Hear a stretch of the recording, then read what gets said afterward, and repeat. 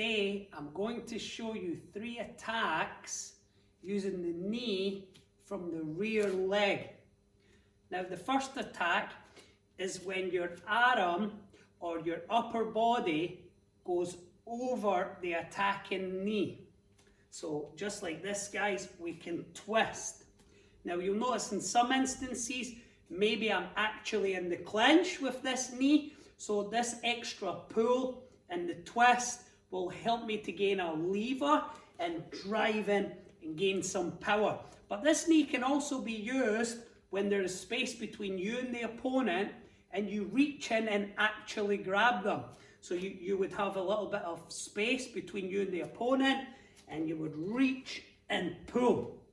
You can also use this knee if the opponent is closing the distance on you and you need to do a very quick knee, and a knee that doesn't require a lot of space. So if the opponent was walking towards, I can easily just push off the back hip and the toes and close this knee. Now I won't have the space to make a full rotation. If I spend time to make the full rotation, the opponent may already be too close for this technique. So you want to keep this technique rather tight. So I'm here, I close it like so, or indeed I can fling this arm backwards. When the opponent comes in, or again I can reach and grab maybe the opponent's guard or the opponent's head. And it's just a nice short, quick knee. Let's have a look at those knees on the bag. Now the first knee is where we're looking to get a hold of the opponent. Maybe we're grabbing their arms or their gloves or indeed their head, and we're going to be twisting that upper body in the opposite direction, looking to pull our body into the knee. Meanwhile, the knee is traveling forward, and we're looking to combine that pull and that drive to get a little bit more power.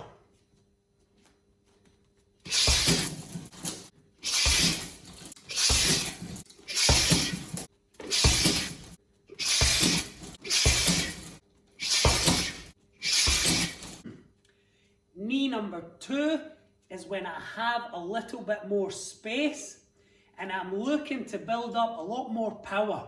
Now, this is a great knee to maybe put after a kick or after a punch when you have a little bit of range. So with this particular knee, you can generate a lot of power.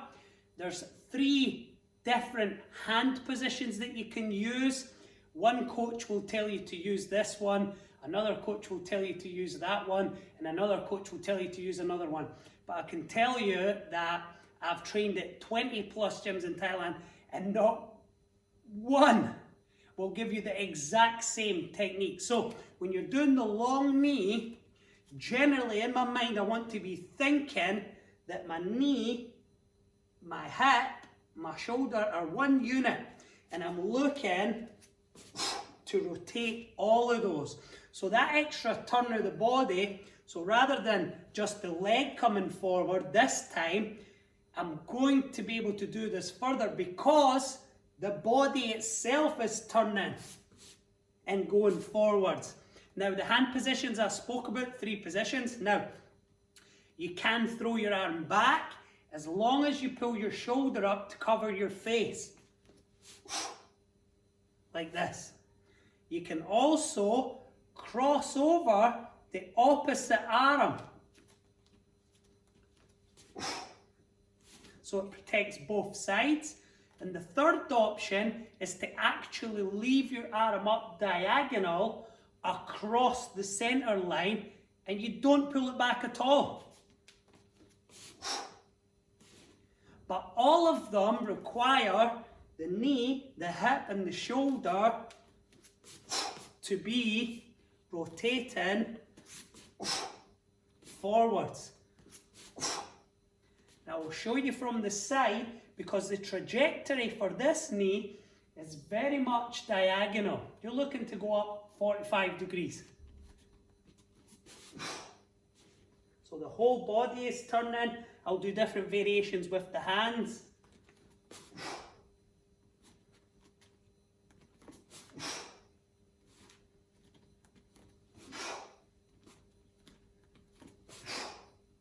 It does take a little bit longer than some of the other knees, but you would set this up. Maybe you would land a kick, use the bounce from a kick to get in with this knee, or you would set it up with some punches, and when the opponent is covering, you can go low.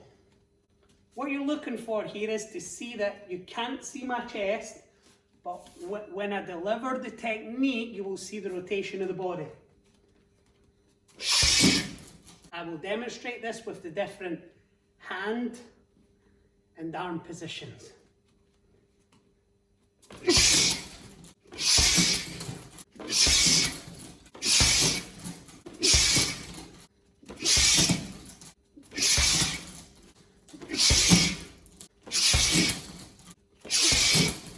So the third technique is the pressing knee. Now it's become quite popular recently. If you see the Jarunsak Muay Thai gym, the girls there are really good at this. One of my fighters, Claire Rankin, who lives in Thailand, she uses this a lot, so check her out on the Instagram. You'll see this in a lot of her fights. But basically, this is a two-stage move. You're going to use the adductors in the hips, you're going to bring your knee in, and then once you've closed that, you are pressing the knee. So again, I'm going to bring the knee into the body and press the knee. So this is a really powerful move, especially when you can allow your body to go forward with the knee. I'll try to demonstrate it, but it's very difficult. I'll show you later on the bag. But when you do your press, your supporting foot actually is going to be sliding in a little bit, so your whole body weight is connected up through the leg to the hips, and the weight of the body is connected through the hips, so it's quite a strong technique. So the pressing knee actually is a great technique for long range. You can be sliding towards your opponent, but it's also great in the clinch because you don't need the range of motion that you would need with a more conventional knee when someone is close. You can pull your body up and press this knee in, even from a very short range. So it's a very versatile knee. I'm going to demonstrate these knees on the bag. Let's get started. Now the pressing knee, when you do this one, you're going to do it without the slide and with the slide. By slide, I mean sliding the body with the technique, the power slide. But the first instance, you're going to bring the knee up and just practice using those hip adductors and then release that body into the technique. Your knee and your shin is going to connect a little bit of both. So I'm here and drag. Again, without the slide, drag. So now with a little bit of a slide, a little bit of a step, the body is traveling with the technique.